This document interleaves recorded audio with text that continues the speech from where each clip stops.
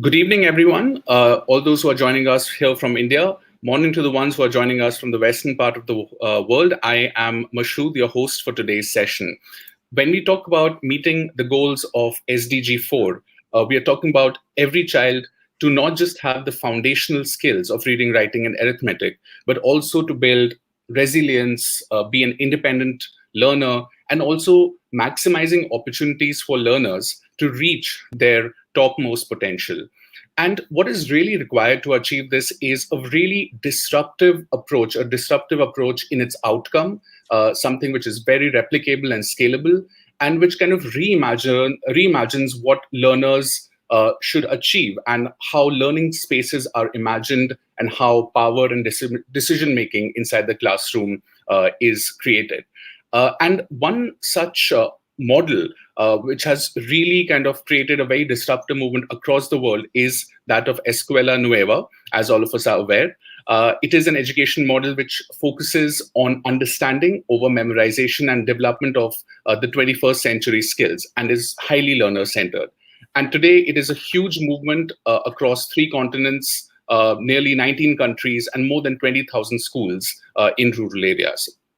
And today we are absolutely honored to have the founder and director of the Escuela Nueva Foundation. She doesn't need any introduction. She's a superstar in the international education community. She has been an educationist, a social entrepreneur, and has been recognized with several awards, including the Yidan Prize, the Wise Prize, the Skoll Award for Social Entrepreneurship, the Clinton Global Citizenship Award, the Kravis Prize, just to name a few. And she's also been the Vice Minister of Education in Colombia and also UNICEF's education advisor for Latin American countries. So we are absolutely honored to welcome Ms. Vicky Colbert on today's dtalks. Vicky, it is truly an honor. Thank you so much for joining us here on dtalks today. It's a pleasure to be with all of you in dtalks. Thank you so much for the invitation. For me, it's an honor to be with India. A country is the biggest democracy in Latin America, and Colombia was the first democracy in Latin America, and India the largest one in the world. So I think we have many things in common. Thank you so much, Vicky. So we are really looking forward to your presentation, and we would like to also tell our audience who are joining us live that Vicky has an opening presentation for all of us. So we request all of you to please share your thoughts, questions, and comments in the chat section. And we like to take some of these questions after the presentation for discussion. So, Vicky, the stage is yours. Thank you so much. Well, Escuela Nueva means new school in Spanish. Escuela Nueva Activa. We're now emphasizing the word active. And my presentation is titled Quality Education for Equity, because I want to demonstrate how Escuela Nueva reduces inequity, for citizenship building and democracy, and 21st century skills. Escuela Nueva is one, even though it means new school, it's one of the longest bottom-up innovations of the developing world that's still being sustained. And I think this is very important. I think one of the reasons was the agents of change were the communities and the teachers. It's a little bit the story of Cinderella, because we started in the invisible schools, as I will share, with a rural, isolated, multi-grade, when Colombia, like the rest of Latin America, didn't guarantee complete primary education in the region. And so we wanted, that was the main intention, was to universalize basic primary education at that moment. And as I said, it was a little bit the story of Cinderella, because we started with these very invisible schools and we ended up being an example of the school of the future. And of course, one of the first things that we had to think is that anything we did, I'm originally a sociologist, had to be viable technically speaking, politically speaking. We have strong unions in Latin America, and financially speaking, cost effective. So we had to think this from the outset.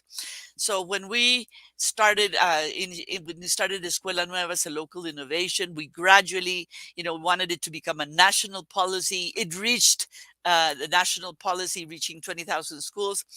But then the country, like the rest of the region, started to decentralize. And all the energies of all the ministries of education in Latin America were learning how to decentralize. And I guess they forgot the pedagogics, they forgot the essence of what we were trying to do.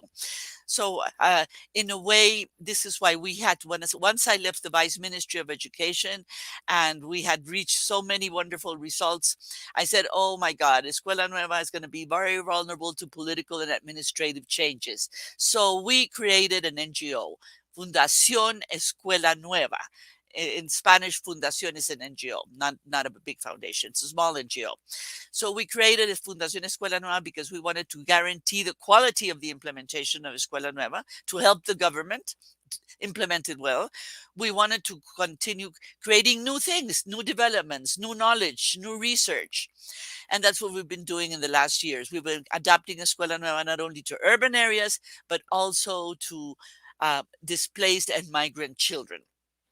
So I guess I wanted to give this story so you can understand why it's one of the longest bottom-up innovations, why we had to create an NGO to maintain quality and sustainability, and why we wanted to ensure that I think the most important part of Escuela Nueva is we wanted to transform complexity into simple, manageable, replicable action so that any teacher could do it. I think this is the most important part. It's easy, it's simple, it's scalable. I always like to start with this quote. For more than 100 years, the lack of school management methods has been the cause of countless complaints.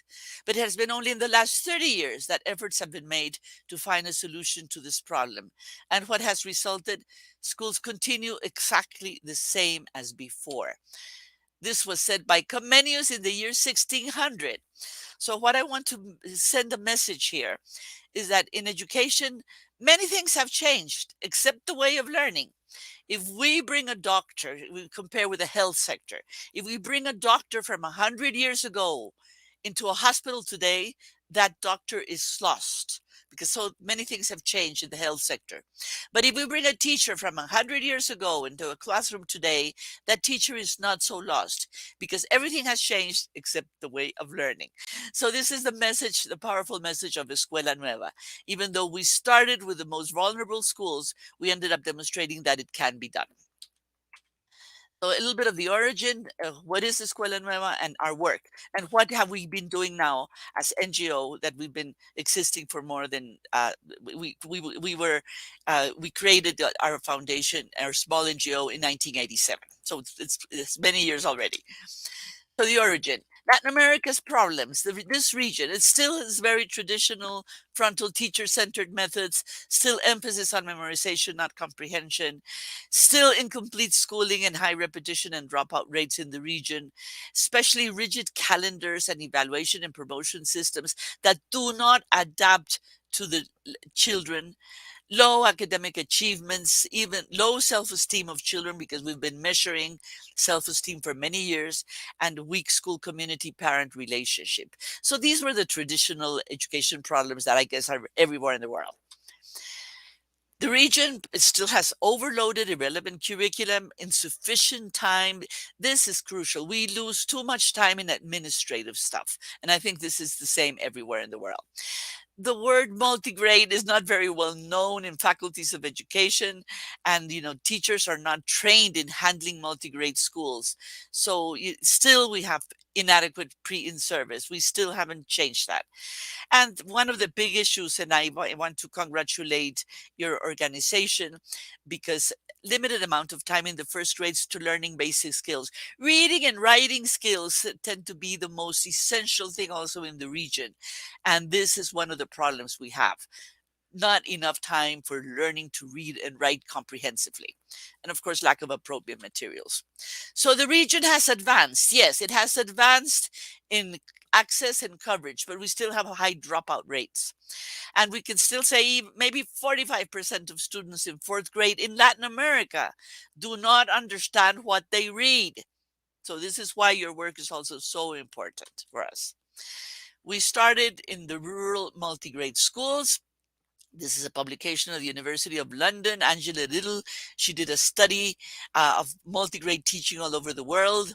And she was saying at that moment that current shortfalls in the achievement of education for all are found among communities who live at margin of society and who participate in the margins of the formal. And many of these margins, multi-grade teaching is involved. But multi-grade schools, multi-grade teachers, and children who learn in these settings operate at margin of national systems of education and sometimes are largely invisible to those who plan, manage, and fund education systems. But multi-grade teaching that arises through necessity is often considered to be a second-class education. However, and here she quotes Escuela Nueva, in some cases, necessity has been transformed into a positive pedagogy, such as well-known Escuela Nueva system, notable for its proactive strategy. What we did was to transform all this complexity into a good pedagogy and into simple, manageable action.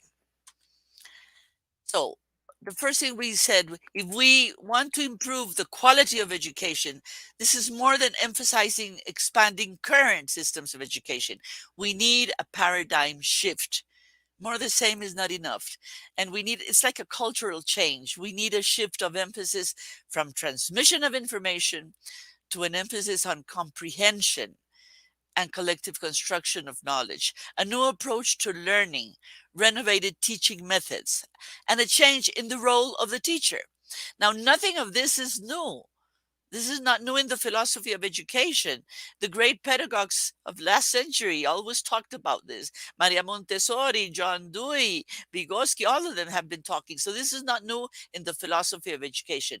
What is new is that we put it in practice in a simple, replicable, and cost-effective way. So it has a systemic approach. From the outset, we wanted to have children that they improve their academic skills, that they improve their self-esteem, their social skills, and their democratic behavior. And we wanted teachers to also improve their teaching practices and that they have positive attitude and peer support of leadership opportunities among themselves. We wanted parents and communities to participate in their children's education. And we wanted the administrators, at that moment, the supervisors, building supporting relationships and changing their role also with teachers rather than one which is rigid and controlling. We wanted a shift in the roles of all these four types of participants: children, teachers, families, and education administrators. So we wanted from the outset to have an impact.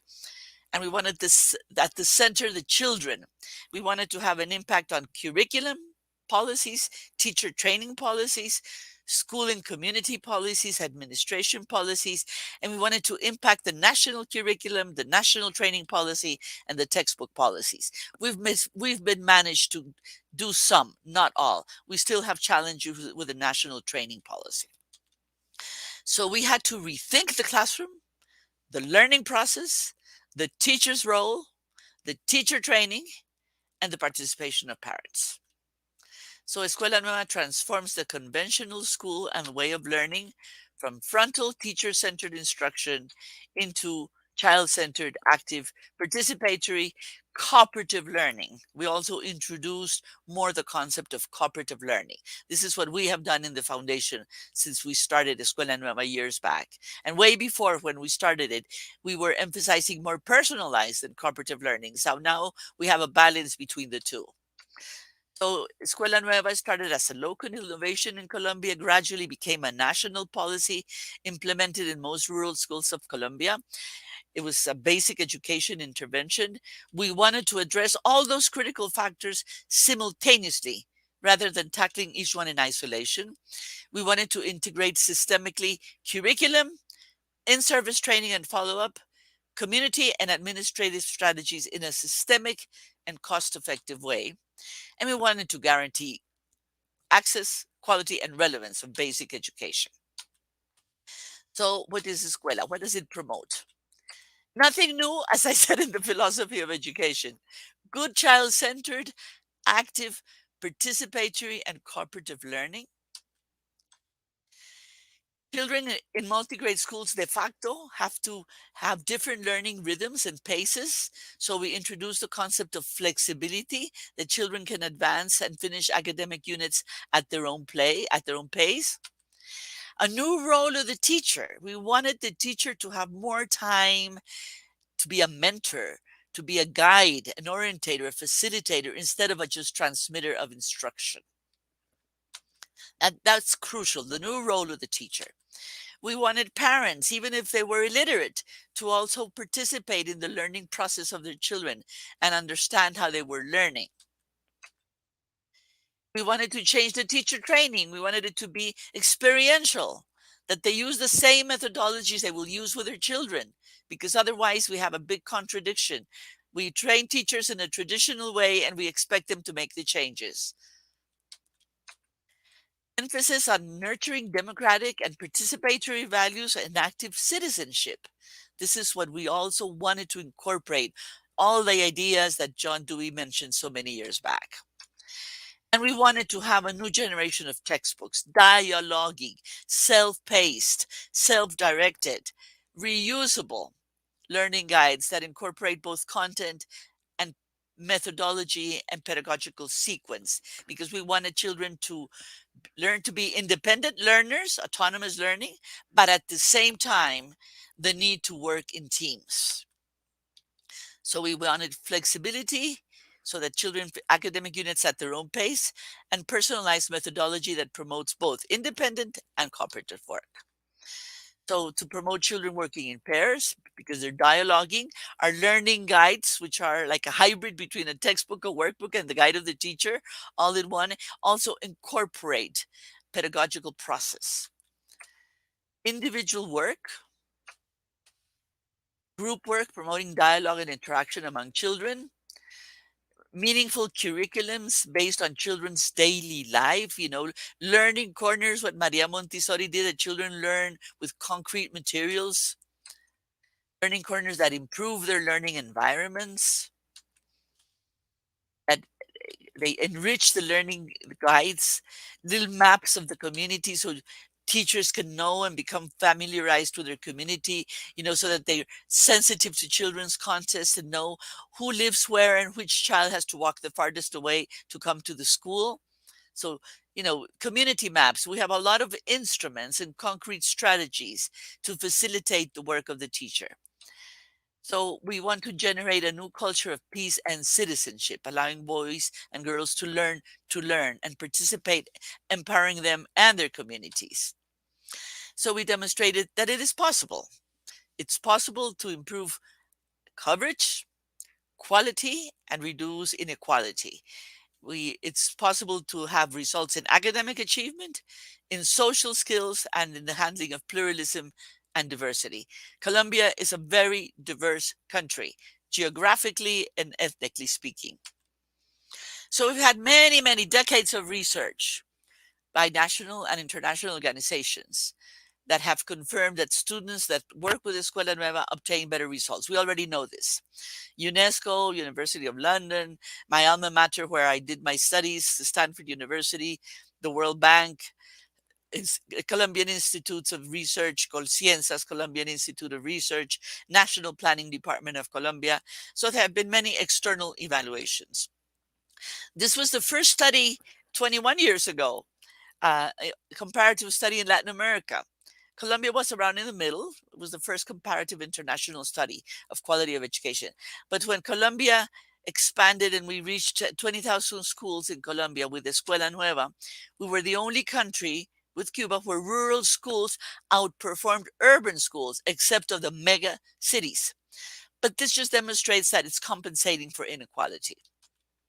So it's possible. We also saw that cooperative learning initiates positive changes in democratic behavior, that skills, values, and attitudes of empathy and peaceful social interaction can be nurtured at school. This is a study of Academy of Education of the US. They did the study in Guatemala, where there are a lot of indigenous populations. This was a study not of Colombia, but of Guatemala, where we adapted Escuela Nueva. Children learn to take turns in Escuela Nueva, the blue ones. They learn to lead processes. They learn to give feedback. They learn to give positive feedback instead of negative feedback. So we start seeing a diminishing of bullying and, more of cooperative learning and peaceful social interaction. Children learn to take turns. They learn to lead processes. And one of the most important things is that the study demonstrated, this is a study published in the University of London, is that Escuela Nueva students gain awareness and understanding of the power of situations and groups to influence individual behavior. They develop skills to step up and act and become mindful change agents. And they learn and practice the ability to overcome challenging situations, social, emotional, and academic. The social, emotional skills that everybody's talking about now. Grit. So girls' participation, this is especially interesting because Escuela Nueva's participatory approach enhances girls' participation because of its active child-centered learning nature. And we know, and this is why it's so important, cooperative learning is central to eliminate prejudice, stereotypes, and gender biases. And it also provides opportunities for girls to excel, be more outgoing, and take initiative and lead groups. The World Bank in 1989 selected it as one of the 3 most outstanding reforms in developing countries. The Human Nations Development Report selected Escuela Nueva as one of the 3 achievements. And of course, the National Planning Department of Colombia demonstrated that it compensates for socioeconomic limitations when comparing children of Escuela Nueva of socioeconomic level 1 with socioeconomic level 2. Here, unfortunately, socioeconomic level 1 is the poorest of the poor. And when we compare with the other socioeconomic level, children of Escuela Nueva, have results. So it compensates for inequality. Girls, USAID study that in Guatemala, generally girls outperform their male classmates in the indigenous areas of Guatemala, where female access is historically low, especially in indigenous populations. Girls from Escuela Nueva have shown gains in enrollment. And of course, we have seen more recent studies of showing how 5th grade students have higher language test scores. And also this is the one of the University of London demonstrated significant results in the formation of democratic behavior and peaceful social interaction of children in comparison to conventional schools, teacher-centered conventional schools. The probability of parents perceiving an impact on the school grows as the level of implementation of Escuela Nueva grows. And we also did some adaptation of Escuela Nueva, not the whole model, but some parts of it in Zambia.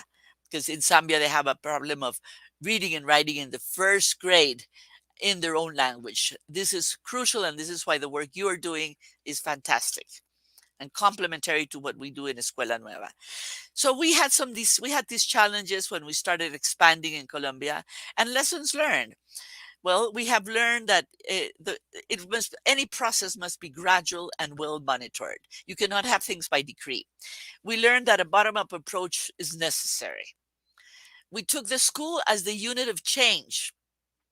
The constant evaluation has maintained the interest and recognition in Escuela Nueva nationally and internationally. Children, teachers, and community are the actors of change. So this is what we have learned.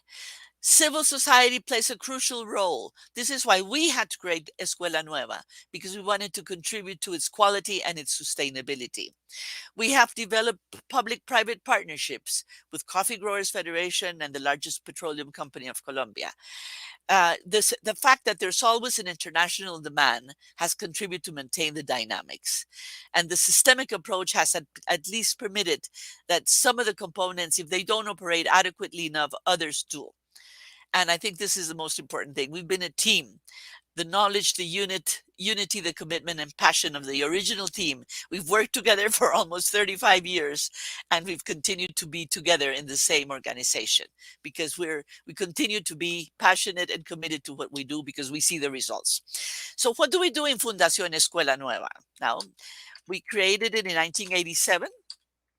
We wanted to adapt Escuela Nueva to new contexts and populations and countries. We led the implementation internationally.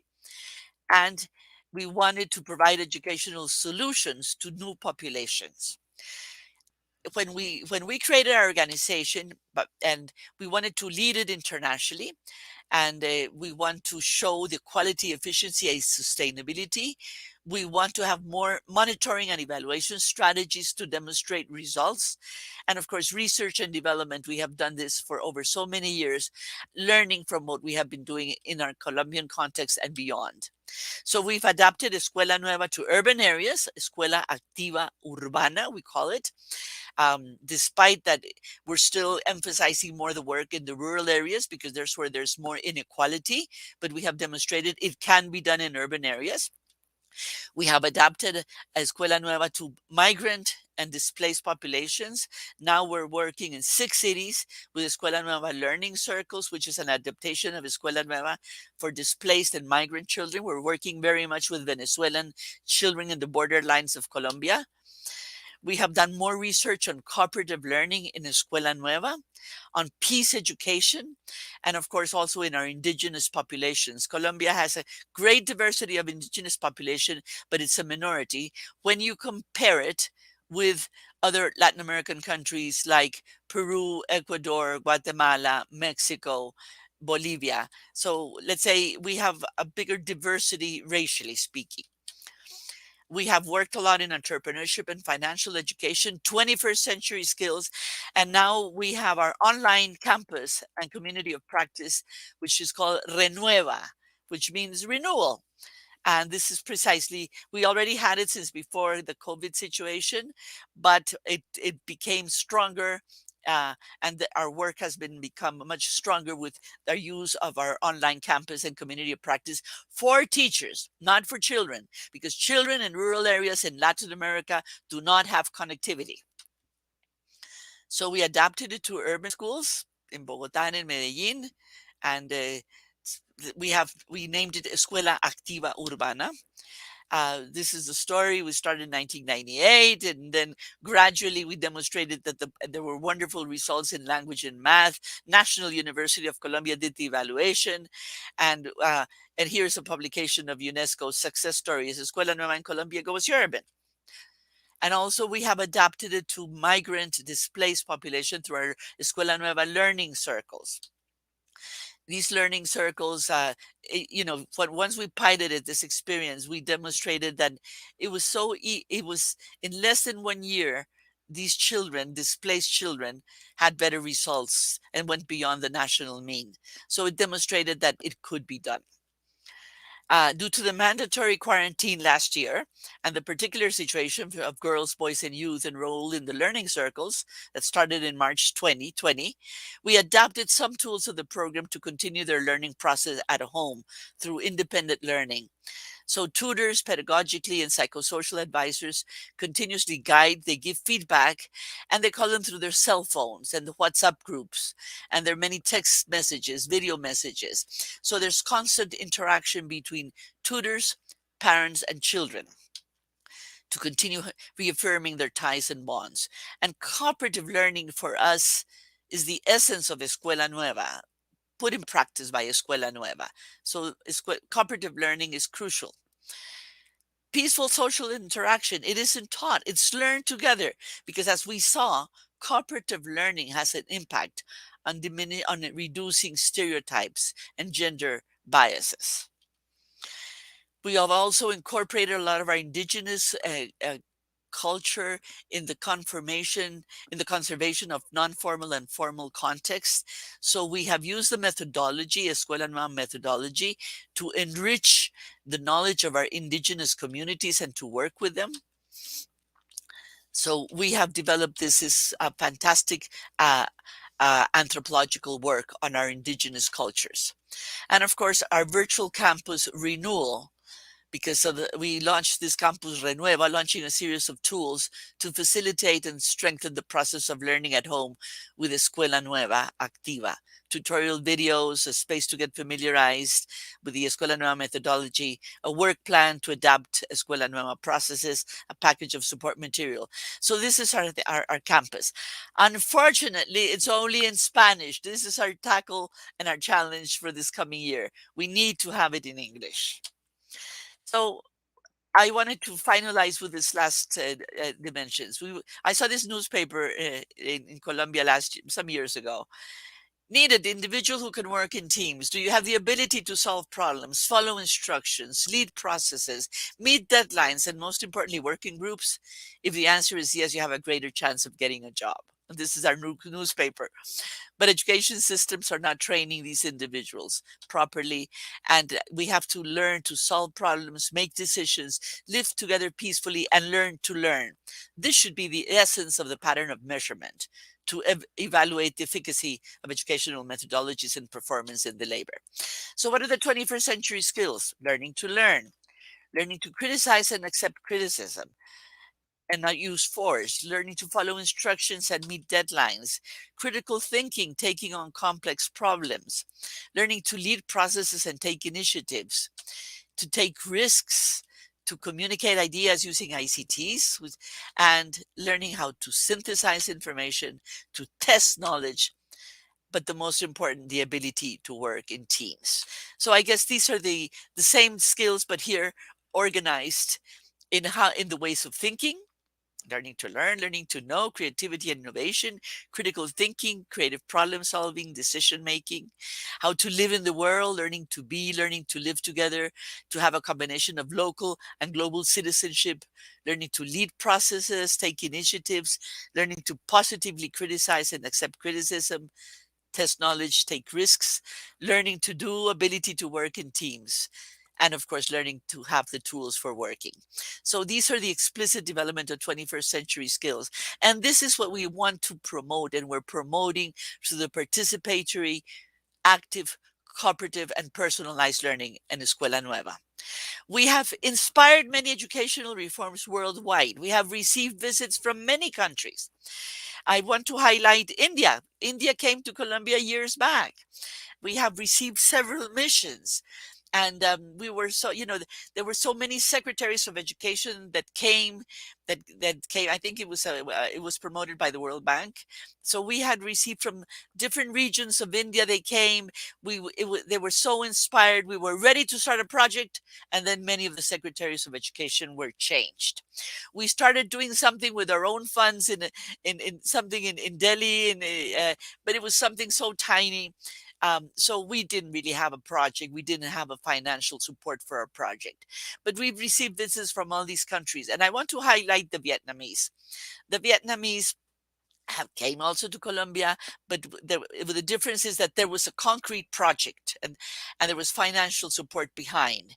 So what happened? I sent Colombian teachers to Vietnam. They have wonderful translators, and we trained them. And they took the political decision of implementing Escuela Nueva in all their territory, and with an excellent World Bank impact evaluation.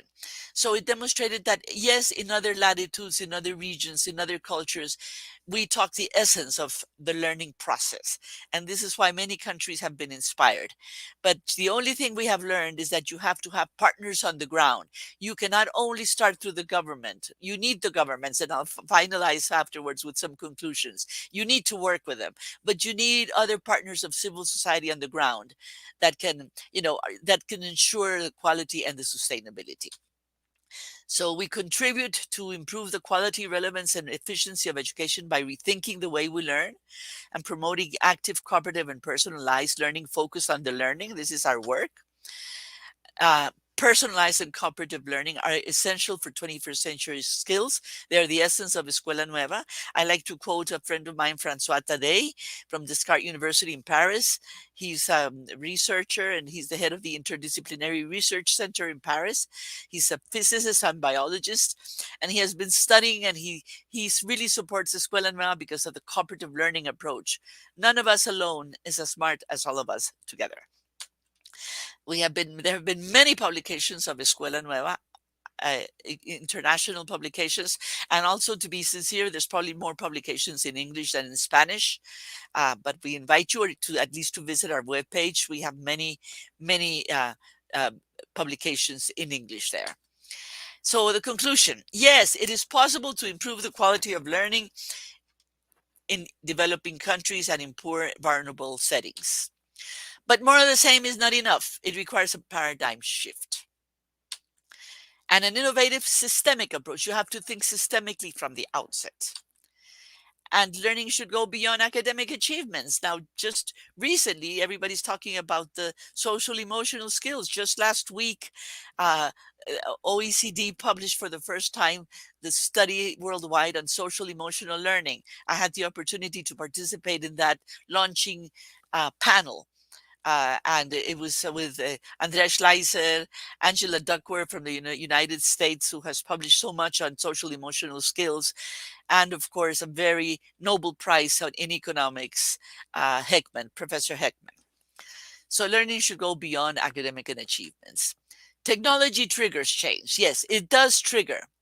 But you need a new pedagogy in place for effective learning. Just introducing computers in classrooms without changing your pedagogical model can perpetuate at a higher cost of traditional technique. So this is very interesting to think about it. And this is lessons learned after so many years. You have to work with governments for having impact and coverage, but you need to have public-private partnerships and the role of civil society for two key words: quality and sustainability. If we had not created the Fundación Escuela Nueva, our NGO, everybody would have said, of course, it's already finished because the primary education was universalized. But right now we're working on quality education for basic education, because without reading and writing skills, you cannot achieve quality education. And this is why I also want to congratulate the work you are doing in India in relation to the issue of literacy and comprehension. So I have learned after so many years, you need the three. You need public-private partnerships, you need the role of government, and you need the role of civil society for quality and sustainability. Thank you so very much. This is my presentation, and I'm ready to receive questions. Thank you so much, Ms. Vicky Colbert. Vicky, truly, your presentation has really expanded like the horizons of our thinking, and in the current time where there's so much of pessimism and despair with respect to a lot of our children suffering with respect to learning losses, etc., and the social emotional challenges. It's really important, and it's the optimism which your model has shown. It's been truly a movement. It's truly inspiring, and thank you for sharing the phenomenal story of Escuela Nueva. Here, we would also now like to invite Dr. Sunita Gandhi. Sunita is also the convener here at Global Dream. She's a lead worker here at Global Dream and dtalks. And Sunita, your thoughts, comments, and questions on Vicky's presentation. I'd like to say thank you, Vicky, for being with us in India and on the dtalks, the disruptive talks. And I think your presentation has been mind-blowing. I'm an educator coming from a family of educators. We are running the world's largest school here in Lucknow. And this was started by 5 children many years ago in 1959. So I want to say that, as a person involved in education, what you have been sharing has been the dream of educators, has been the dream of education, that children everywhere, and here you're dealing with children who are in the underprivileged category, and yet you can do things differently and bring out something quite remarkable. I think what's really remarkable about your work also is the evidence and the various testimonies, eyewitness accounts, and so forth. What really puzzled me a little bit, though, is the idea that one would need to work bottom up, as you said, and to create that success from the ground up. While I believe that's true, but that also perhaps is a very slow process, because it has taken you many, many years to be able to convince people around you and well beyond you to say that this works, because it's a longitudinal process, a long-term process. And I was just wishing that, seeing the results on the ground, why the governments are not lapping it up like in a big way in different parts of the world, and including South America. I would love to see this expand, because it's a labor of love. It's a labor of many years of consistent effort in a particular direction, and it has yielded fruits. And what more do we need to bring about policy change? Because we do need the top down. I worked for the World Bank for 10 years, and I know that if we want to try and reduce chlorofluorocarbons in the environment, one way is to say, okay, buy a better refrigerator. The other way is to say, look, at the level of production, we will not do it.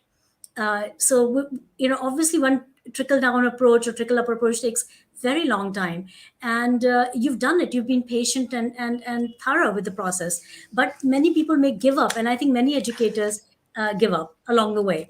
Maria Montessori's work, it got stopped by Mussolini and so many other people along the way. The Colombian professor who kind of immediately objected to her premises, which were so evident and correct. Can we, what are your thoughts on this, the idea of bottom up versus top down? And is now, are now people ready to go and, make it widespread through policy in your own country and beyond? Sunita, this is I agree with you. It's not that easy to say it has to be just bottom up. We had to start bottom up because I wanted to show policymakers how it was working and to show empirical findings. So I started bottom up because I wanted to sort of bring this change in that people would have visual images of what we were doing. Just three things about the way we train the teachers. We needed the teachers to see and have a visual image. So we needed to have schools on the ground. Not all of them, but some demonstration schools. We had to change the way of training the teachers because we wanted to train the teachers with the same methodology they will be using as with their students, to avoid this contradiction of promoting active learning through, expository learning, teaching. So, and the third thing is we didn't want to leave the teachers alone. So we created the micro centers or communities of learning circles of teachers, which came together. And these were like the three interventions.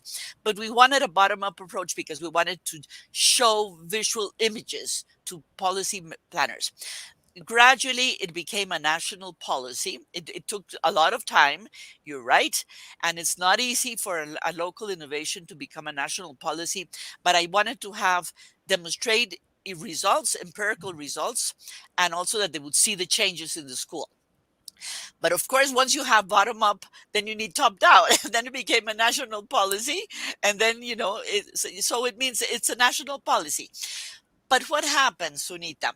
The country in all these 20 last years, like the rest of Latin America, and this has been, and the World Bank knows it very well, have been learning how to decentralize. So decentralization takes all the energy of the ministries of education to learn how to decentralize. Who's going to handle the money now? Who's going to do this? Who's not going to steal the money? How to avoid corruption? All these issues. And Colombia is highly decentralized. And that's good.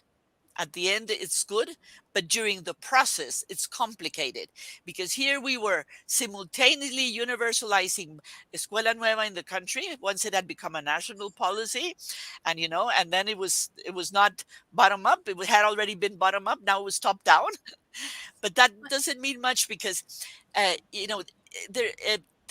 innovations are so vulnerable to political administrative changes that you need both bottom up and top down.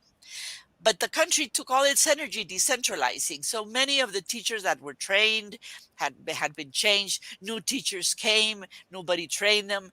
So it sort of started becoming weakening. And this is why I jumped in and said, no, I have to create our NGO. We cannot let Escuela Nueva fade in Colombia and be born in other countries. Okay. So you have to play both, Sunita. You have to be top down, bottom up, to demonstrate results bottom up and to mobilize attitudes and behaviors. Because in education, you work with attitudes, and usually results in attitudes and behaviors take time and they don't coincide with the political momentums. That is the problem. So this is why, for us, it's so tough. Here I'm trying to work with 30 decentralized secretaries of education. They're always changing. So it's really challenging. So here's why it's so important to have public-private partnerships also. In many of the places, we work with the coffee growers, with the petroleum company. We have good sites of Escuela Nueva. Why? Because the private sector has come in to support. So, all the variables are there. I agree with you. It's not only bottom up, but once you demonstrate it can be done, then you need top down. So you need the both. Okay. So, and also the public private relationships and the role of civil society, everything. So you cannot just put all the eggs in just one basket. You need all of them. So this was, in a way, the way we have survived. And that's why still one of the longest innovations that's still being sustained. And I think civil society has helped the government to maintain the quality and to sustain it and to continue innovating. Because, for example, we started the work with migrants, and now we also made it a national policy. So now the ministry has it as a national policy. But that means that, it's been a bottom up and top down. So I don't know if I responded, Sunita, but I think it's both. I think it's both. It's actually yes, I got your point. I think that is in a way correct. It's just that the coming together of the two should not take so long. Yes, right. And in any case, when you're talking about the policymakers, they need to be more experimental, or allow for more people with variety of ideas to go and showcase successes. So that process of becoming different, like in India we have a lot of resistance in a way to changing the curriculum. It's like it's sacrosanct, you can't touch it with a 10-foot pole. It is something you have to live with. Now why, when it hasn't produced results, why not question it? Why not come up with something different and alternative ways of cutting the pie? And I think what you have shown is dramatically different ways of doing things, in a microcosm of your own laboratory, and showing that it works. Now, why can't this be done as a matter of policy? For example, that people be allowed to innovate and be supported. I don't even know how you funded this whole thing, because you're working with people in utter poverty in many cases. So how did you fund it? How did you make it possible? Maybe there are lessons for everyone here in India to hear you on this Yeah, front. yes, unfortunately, in Latin America, we do not have a culture of philanthropy as strong as you have it in India or in other parts of the world or in the Anglo-Saxon world. It's stronger philanthropy. In Latin America, it's not. So most of the work we do we have contracts with the regions of Colombia or with countries. Uh, for example, in the case of Colombia, there's some regions, some departments, some states. We work more with certain states than others. We have work right now with the Ministry of Education. So let's say we have received contracts, international and national contracts, but unfortunately very little philanthropy. And of course I have received important prizes, just being part of this network of social entrepreneurs of the Skull Foundation, of then being part of the WISE and being part of the Yidan group. You end up having more connections and opening more doors. But yes, this is an issue, and Latin America has to look for other types of philanthropies, not only that we depend as we do, depending uh, of contracts of the government and of the different regions and countries. So this has been our main limitation. But however, we've self-financed ourselves because we offer technical assistance, and this is the way we sort of finance ourselves. Well, you found a very powerful way to get around the perennial problem of funding projects, good projects like yours. And look, Sunita, look at the case of Vietnam. They took the political Yes, decision that they did it. I feel a little bit of envy with the Vietnamese because here I have to convince 30 secretaries of education, despite that right. it's a national policy, whatever that means, being a national policy. Unless you have funds, you cannot. It's not that easy. But we've managed, and we move a lot. Right. So your particular process would be like if a country adopts it, or PPP happens in some place, that you would train the middle level managers. Oh, The yes. Our international strategies to build capacity at the country level.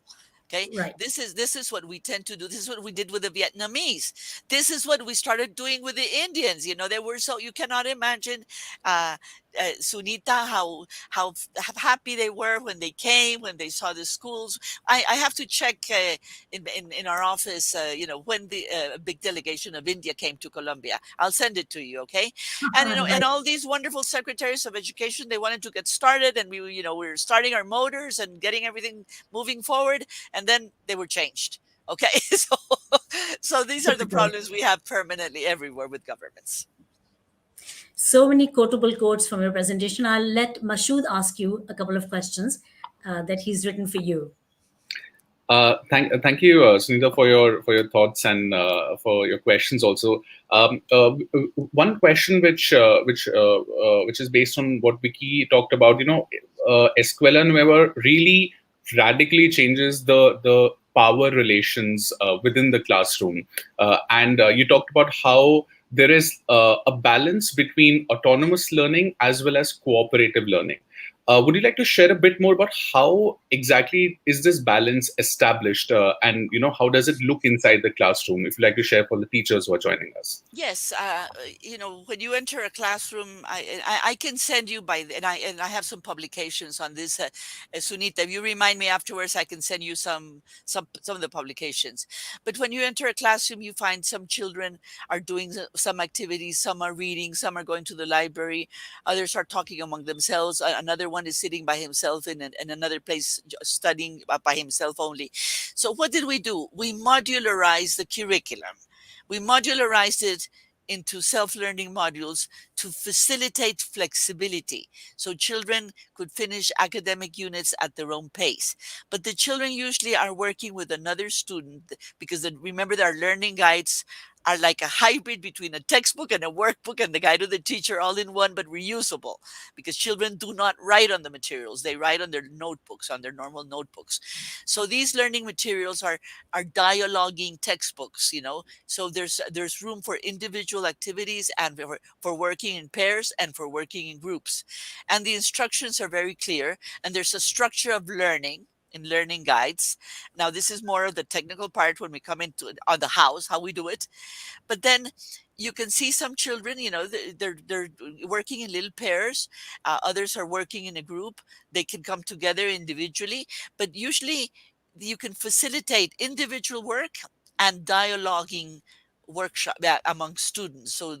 So you can find the two, and children accommodate very easily because they are the ones that are following instructions. So and the learning guides have a structure, a first section where they explore, they learn, they discuss, another section where they practice, another section where they apply knowledge. So it's just big sections that facilitate that. One of the things we found is that teachers don't have time for writing wonderful lesson plans every day. So a learning guide is a lesson plan.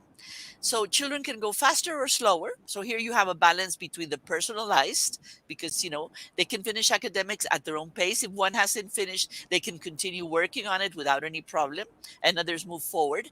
But at the same time, it's dialoguing. So children are working in small groups, dialoguing among themselves, looking into their eyes, reaching agreements, looking at their time. So it's a balance between self-paced learning and cooperative and dialoguing cooperative learning. So you have both. And the new role of the teacher, because this is crucial. The teacher now knows more about how their children are learning. They have more time to see the ways they're learning. Their learning habits, their learning skills. So it's more a human dimension, more than just transmission of facts or information, because the information comes in the learning guides or in the library or in other dimensions. But the teacher really assumes a real role as a mentor and an orientator.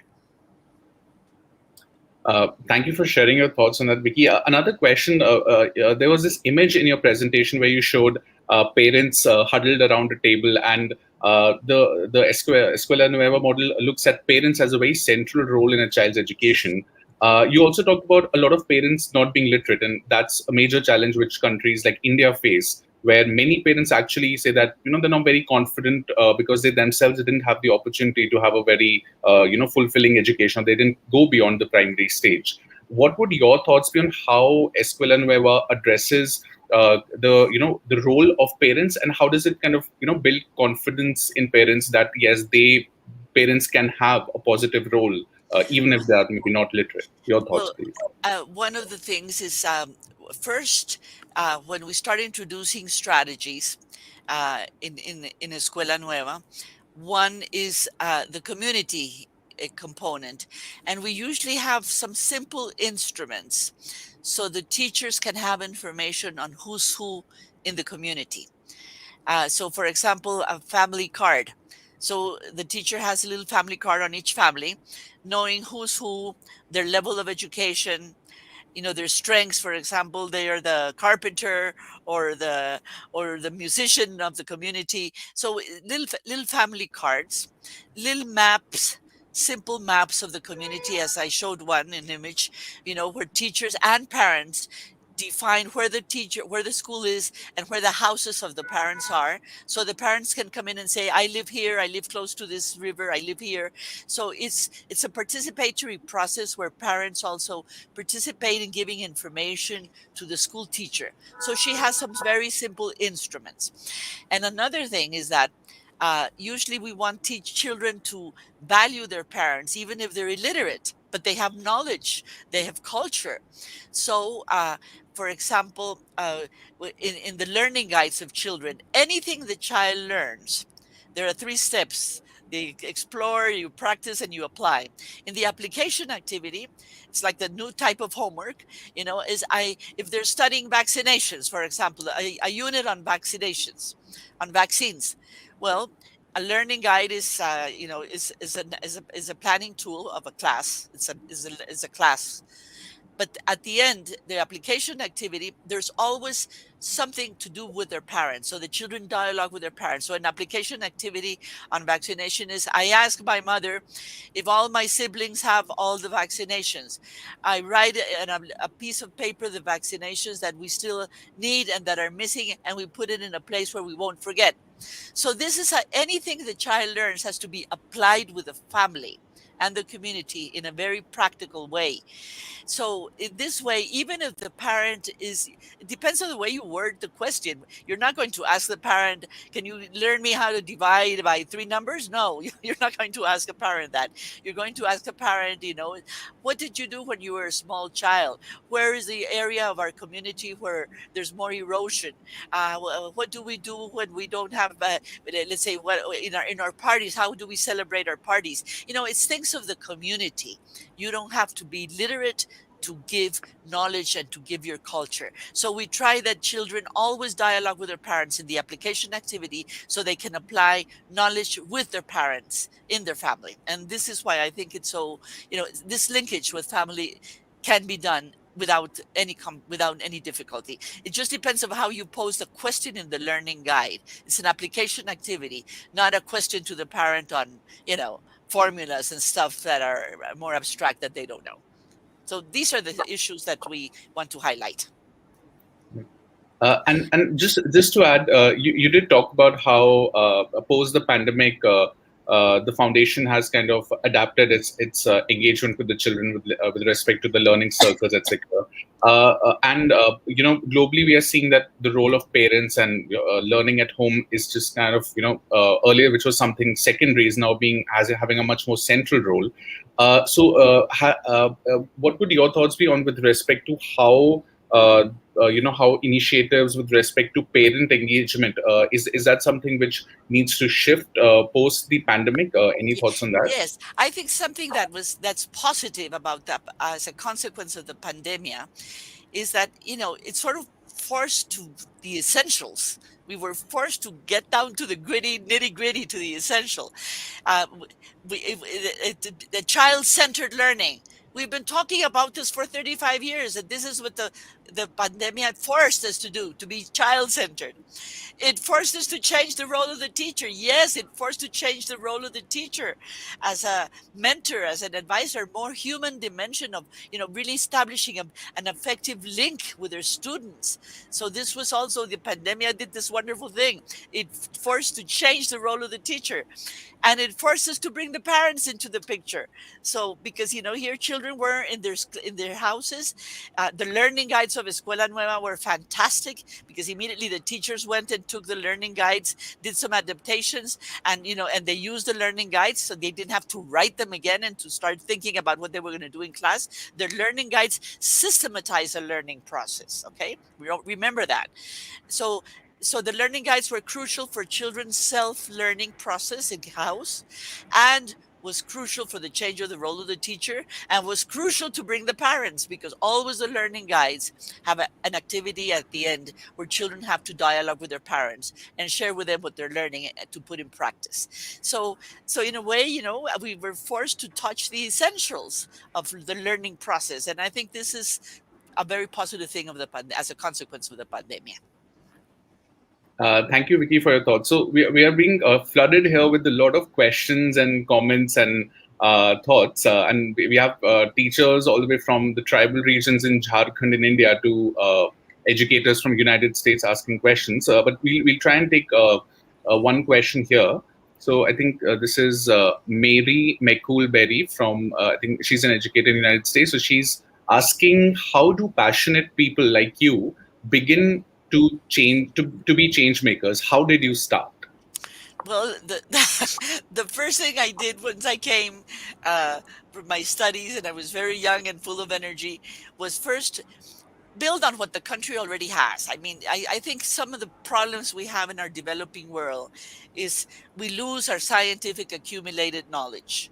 And I think it's really crucial to see what the country already has achieved, what it has. Build on what you already have. I think it's so important, because just getting an idea and practice takes so long. So the first thing was, build on what we already had and see what was missing and what we had to do better. So that was how we started. And this is when I started demonstrating that I wanted to show that it could be done. So this way it was a little bit bottom up, because I was working with rural teachers. They were the actors of change. I worked with them.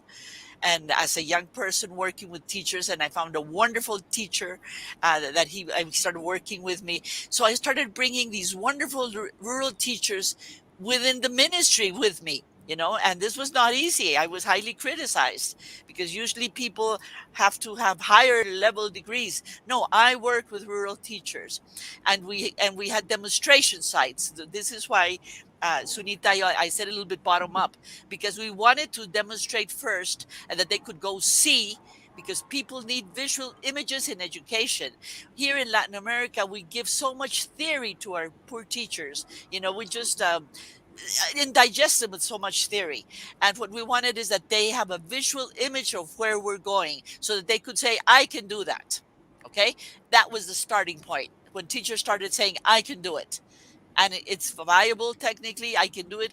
It's viable politically speaking, because we have strong unions. Teachers have to be actors of change in this process, and financially feasible. We wanted to demonstrate that this could be done at the whole level of the country.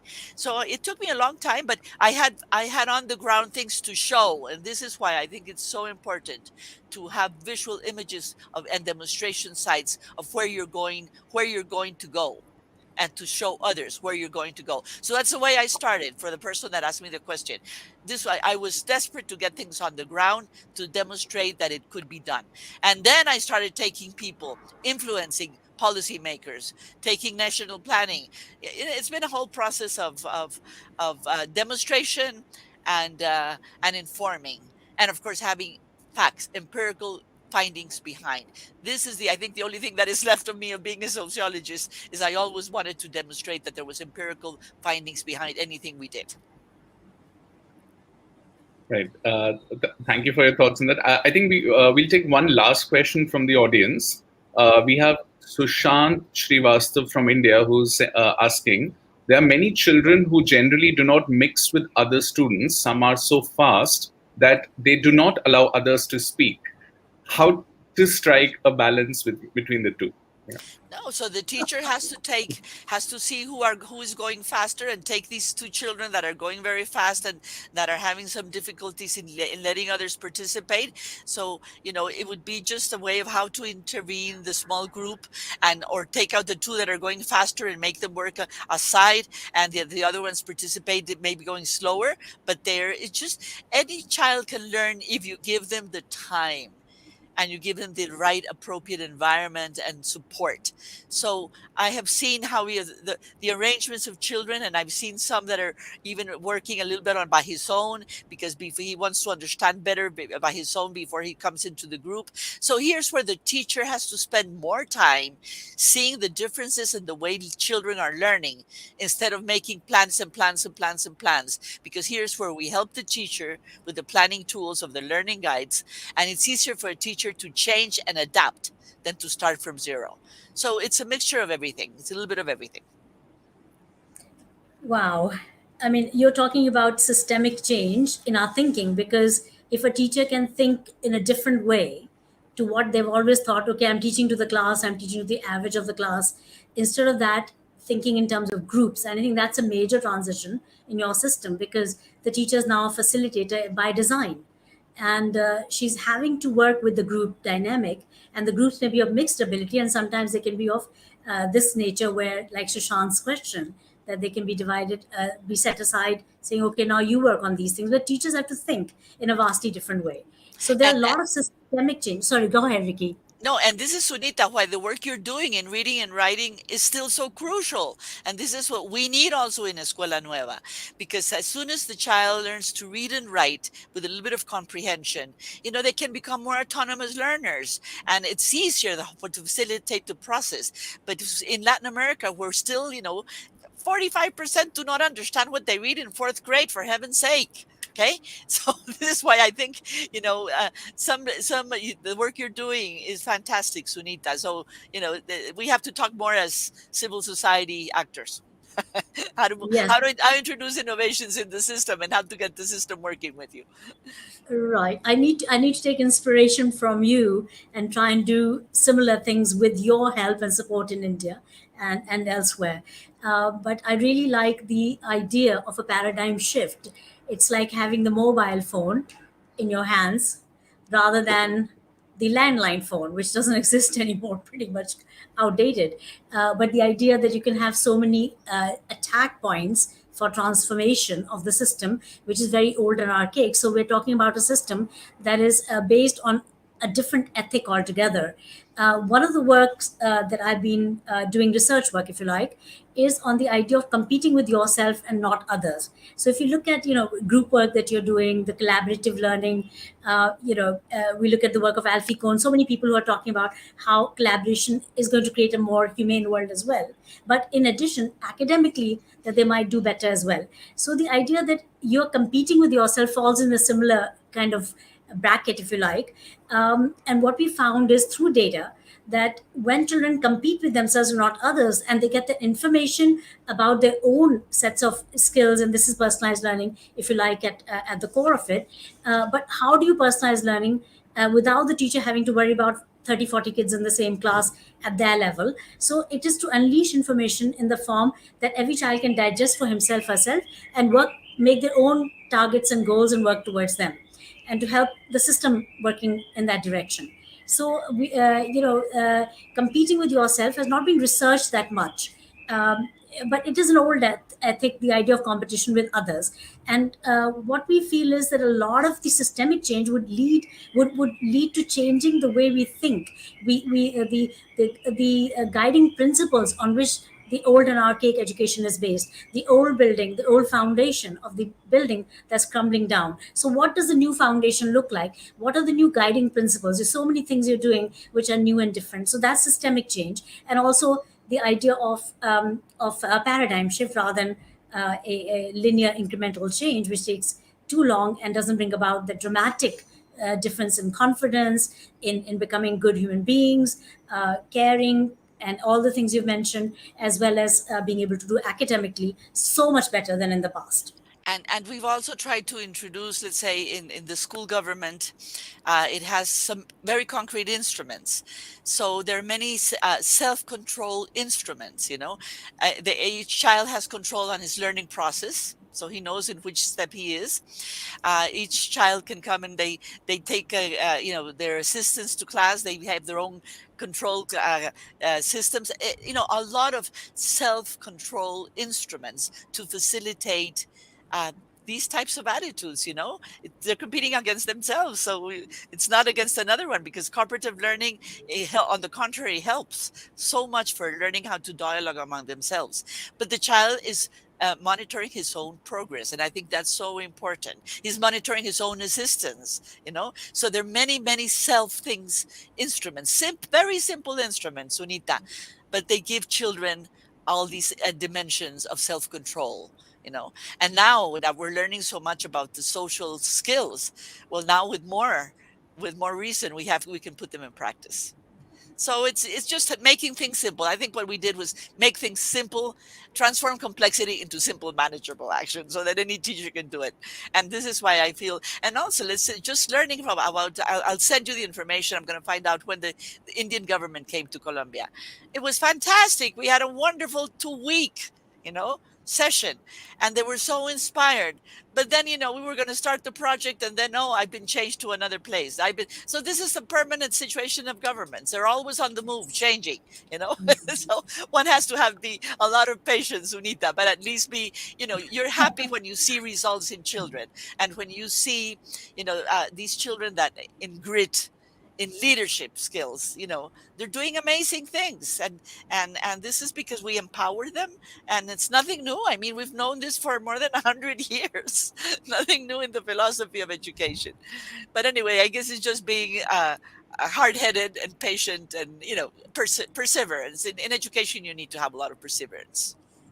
You've hit it on the nail, no doubt. And that's what you're doing. So I'm so happy to have met you, Sunita. I have read about you. I've read about the wonderful work you're doing, and you combine so many past experiences, and at the same time, yeah, also from a family that's been doing so much. I also had my inspiration on my mother. My mother was a great educator. She transformed teachers' colleges in Colombia. So it's there. It's been running for many years. So I guess your passion is there. Absolutely, absolutely. Bang on. My mother, the inspiration, no doubt. Same here. Thank you. Thank you so much, Dr. Gandhi, for your thoughts and for your questions. And I think on that note, we would like to really, we really appreciate Miss Vicky Colbert finding the time to really come here and, this absolutely refreshing. The 1 hour just went like a breeze. So thank you so much, Vicky, for being here, for sharing about this amazing phenomena of Escuela Nueva, and this true movement which every corner of the world needs to learn from. Thank you so much for sharing that. Thank you for answering the questions. We have had I think a huge live audience today, where all the way from different parts of the country, and from other countries as well, who come all the way to who logged in to to listen to the wonderful story of Escuela Nueva. So thank you very much, and we hope that all those who are watching this live and who will be watching this video in the future as well, that Vicky's points and ideas and has inspired you, energized you in your efforts towards education and a bright future for all our children. Thank you very much. And my thank you for the invitation, and congratulations to Global Dream, and my respect and admiration to the Indian culture, which is so extraordinary for all of us. Thank you so much. Thank you, Vicky. You are unbelievable. Thank you so much.